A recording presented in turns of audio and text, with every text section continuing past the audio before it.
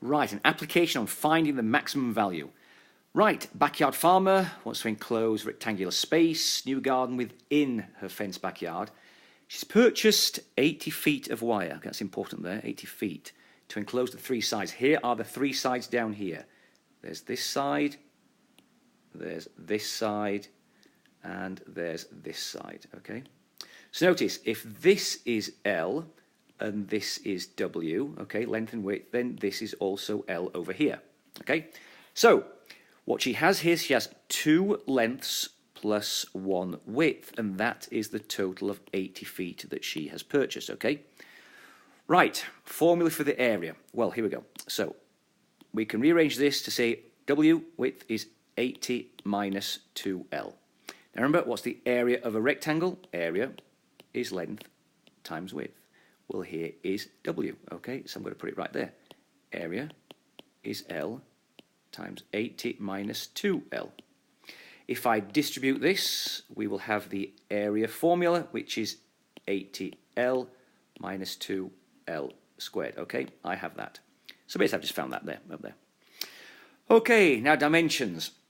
Okay, so remember, so because this is our quadratic function now, let's write it in descending order.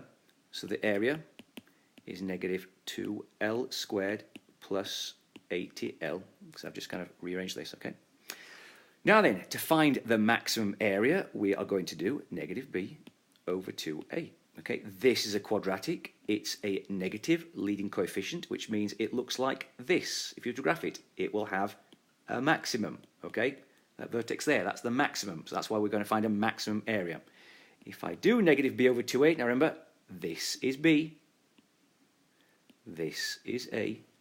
So negative 80 over 2A, which is negative 2, that's negative 80 over negative 4, which is 20. Okay, I just found out that L was 20. So this here is 20 feet. This here is 20 feet, okay? Now, if you think about it, this W there, what's left out of 80 feet, W here must be 40 feet, okay? In other words, that will make a total of 80 feet of fencing. Now, the maximum area is now basically what's 20 times 40. Okay, you can plug 20 back into the equation if you want to, but 20 times 40, length times width, will give you 800 square feet. Okay?